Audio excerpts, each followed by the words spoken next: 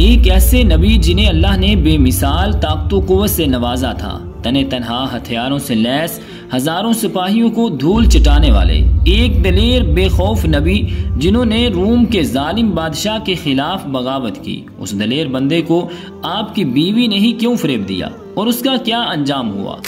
नाज़रीन किराम, कदीम ज़माने में फ़लस्तीन के इलाके में एक शहर आबाद था जिसका नाम आमूजिया था। आमूजिया उस वक़्त यूनान की वसी सल्तनत का हिस्सा था और यहाँ के लोग पत्थरों की बड़ी बड़ी इमारतें बनाकर बड़ी शान से रहते थे। यूनानी मज़ाहिब और अकायद यहाँ के लोगों पर बहुत ज़्यादा असरअंदाज थे, लिहाजा वो सितारों, पत्थरों और यूनानी देवताओं के बुत बनाकर उनकी पूजा किया करते थे। उनके मजहबी रहनुमाओं ने मुख्तलिफ देवी देवताओं के नाम रखे हुए थे, जिनमें बारिश, तूफान, सूरज, चांद, रिज़्क और ताकत के अलग अलग देवी देवता थे। लोगों को मुतासर करने के लिए उन्होंने उन देवी देवताओं के मुतालिक निहायत ही अजीबो गरीब कहानियां मशहूर कर रखी थी। आमूजिया के लोग उन देवी देवताओं के अफसानों को बहुत ही दिलचस्पी से सुना करते थे और उनके अकीदतमंद थे।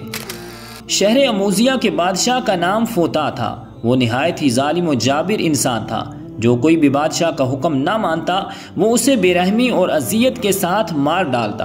वो मामूली बातों पर लोगों को कैदी बना लिया करता था।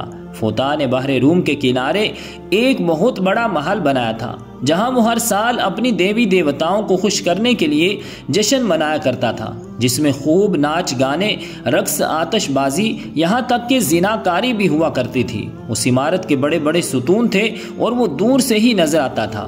बादशाह के पास 6000 सिपाहियों का एक ताकतवर और तरबियत याफ्ता फौजी लश्कर था। फोता को इस बात का गुरूर था कि उसके पास एक ऐसा लश्कर है जिसे दुनिया की कोई फौज शिकस्त नहीं दे सकती। शहर आमूजिया की गिरदो नवाह में छोटे बड़े बहुत सारे देहात और गांव आबाद थे, जिनमें बनी इसराइल के मुख्तलिफ कबीले भी बसे हुए थे। वो गरीब लोग थे और खेती बाड़ी करने के साथ साथ भेड़ बकरियां पाल कर गुजारा करते थे। फोता के सिपाही अक्सर उन देहातों पर हमला करते और उनके भेड़ बकरियां मालो ज़र लूट लेते। जुल्म की इंतहा ये थी कि वो यहूदी मर्दों को भी कत्ल कर देते थे और औरतों को अपनी कनीज़ें बना लेते और उन पर तरह तरह के जुल्म डालते। बनी इसराइल कमज़ोर थे और फोता के लश्कर को शिकस्त न दे सकते थे। बनी इसराइल खुदा से दुआ करते और इस जुल्म से निजात के लिए गिड़गिड़ाया करते। आखिरकार एक दिन यहूदियों के तमाम बुजुर्ग एक जगह जमा हुए और ये मशवरा किया कि फोता के खिलाफ एक ऐसे शख्स को खड़ा किया जाए जो उसकी ताकत और गुरूर को चकनाचूर कर दे। कुछ लोगों ने एक काफिले से सुन रखा था कि करीब के इलाके में एक बहुत ही ताकतवर शख्स रहता है जो बहुत ही इबादत गुजार है और अक्सर रोजे रखता है, लेकिन निहायत ही मजबूत और ताकतो कुव्वत का मालिक है, जिसने एक दफा अपने हाथों से बगैर किसी खंजर या तलवार के एक खूनखार शेर को भी मार डाला है। चुनाचे बनी इसराइल के लोगों ने यह फैसला किया कि हम सब उस शख्स के पास जाकर फोता की शिकायत करेंगे और उससे ये गुजारिश करेंगे कि वो हमारी मदद करे। दरअसल ये शख्स अल्लाह के पैगंबर हजरत शमून अलैहिस्सलाम थे। कुछ उलमा उन्हें नेक वली करार देते हैं, अलबत्ता तौरात व अंजील में शमून अलैहिस्सलाम को नबी करार दिया गया है, जिन्हें अल्लाह ताला ने गैर मामूली ताकत से नवाजा था और उनकी ये बेमिसाल ताकत ही उनका मोजज़ा था। मौरखीन के मुताबिक शमून अलैहिस्सलाम खुद यहूदी थे। आपका ताल्लुक बनी इसराइल के कबीला बनु दान से था। आपके वालिद का नाम मानू था।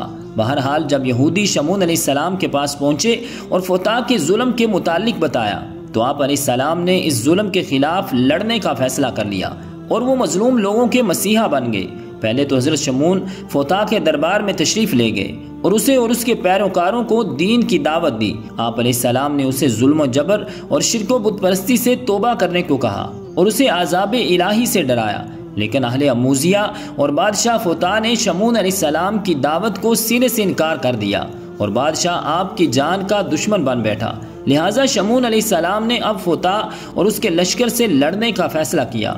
हजरत शमून अलैहिस्सलाम अकेले ही फोता की फौज से टकरा गए और तने तनहा उसके सैकड़ों बल्कि हजारों फौजियों को मार डाला। जब फोता को इसकी खबर हुई तो वो घबरा गया और हैरान रह गया कि कोई इंसान इस कदर ताकतवर कैसे हो सकता है जो एक ऐसी फौज को अकेले शिकस्त दे दे जिन्हें आज तक कोई शिकस्त न दे पाया। फोता ने अपने सिपाहियों को हुक्म दिया कि शमून को एक लोहे के जाल में फंसा लें। लिहाजा जब दूसरी मर्तबा जंग हुई तो सिपाहियों ने आप अलैहिस्सलाम को जाल में फंसा दिया, लेकिन शमून अलैहिस्सलाम इस कदर ताकतवर थे कि आपने उस लोहे के जंजीर नुमा रस्सियों को भी तोड़ डाला। हजरत शमून अलैहिस्सलाम ने फुता और उसके फौजियों को खबरदार किया कि अगर उन्होंने आम लोगों पर जुल्म सितम बंद न किए तो वो इस तरीके से नुकसान उठाते रहेंगे और तबाह बर्बाद हो जाएंगे। अब शमून अलैहिस्सलाम यहूदियों के मसीहा बन चुके थे और पूरे रूम यूनान में आपकी शोहरत आम हो चली थी।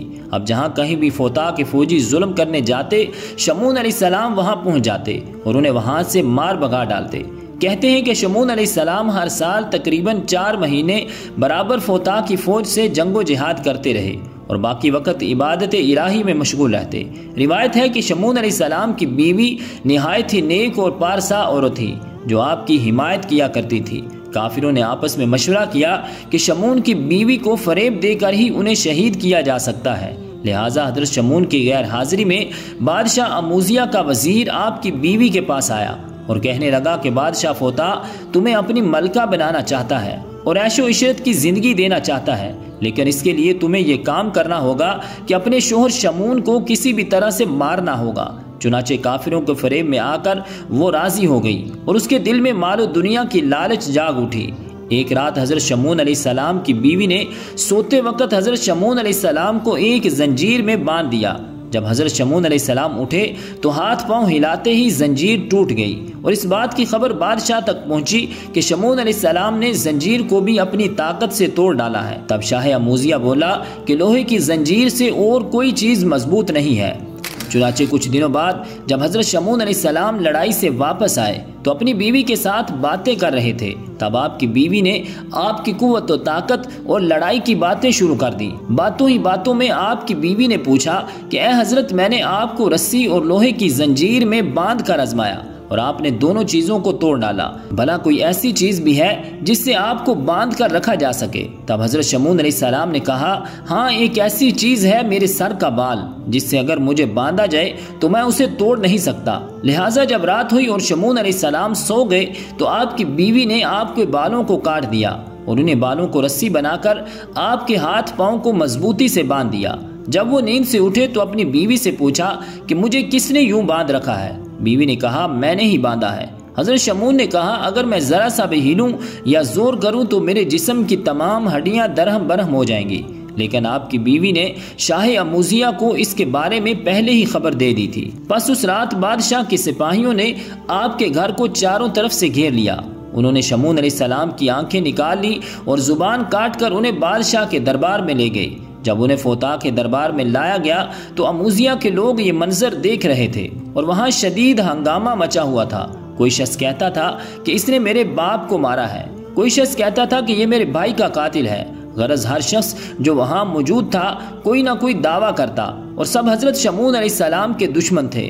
बादशाह के हुक्म से शमून अलैहिस्सलाम के हाथ पांव तोड़ दिए गए और उन्हें उठाकर दरिया के किनारे डाल दिया गया। अमूजिया के लोग और बादशाह फोता अब महल में जश्न मना रहे थे कि हम शमून अलैहिस्सलाम से हमेशा हमेशा के लिए निजात पा गए, अब हमारा कोई दुश्मन नहीं। लेकिन इधर हजरत जिब्रील अलैहिस्सलाम ने अल्लाह के हुक्म से शमून अलैहिस्सलाम को हवा पर उठा लिया। आपके हाथ पांव, आंख और जिस्म के मुख्तलिफ हिस्से ठीक होने लगे। जिब्रील अलैहिस्सलाम ने फरमाया, ए शमून, उठ खड़े हो, खुदा के हुक्म से और अल्लाह ने तुम्हें ताकत व कुव्वत दी है। बस इस मलून के मकान का सुतून पकड़कर तमाम हसार और मकानों को खोद कर दरिया में डाल दो। तब हजरत शमून अलैहिस्सलाम खुदा का नाम लेकर उठे और उस मलून के महल के मकान का सुतून पकड़कर उस सुतून को जमीन से उखाड़ दिया। बादशाही अमूजिया के महल में एक तूफान खड़ा हो गया और जलजले जैसी हालत पैदा हो गई। अहले अमूजिया हलाक हो गए और बादशाह भी वासिले जहन्नुम हुआ। इस काम से फरागत पाने के बाद शमून अलैहिस्सलाम अपने घर की तरफ रवाना हुए और शमून अलैहिस्सलाम ने वहां अपनी बीवी को पाया तो ये इरादा किया कि उसे कत्ल कर दें। लेकिन जिब्रील अलैहिस्सलाम ने अल्लाह के हुक्म से फरमाया कि ऐ शमून, अल्लाह फरमाता है कि तुम अपनी बीवी को कत्ल ना करो और ना ही किसी तरह की अजियत और सजा दो, क्योंकि उसने नादानी से ये सब कुछ किया और औरत तो नाकिसुल अकल होती है। बस शाह अमूजिया के तख्त और बादशाही में शराकत की दी हुई लालच में आकर उसने अमूजिया की सलाह से ये सब कुछ किया था, लेकिन अब उसने तौबा कर ली है और निदामत के आंसू बहाए हैं। बस तुम अपनी बीवी की गलती को माफ कर दो और उसके साथ प्यार और मोहब्बत से रहो।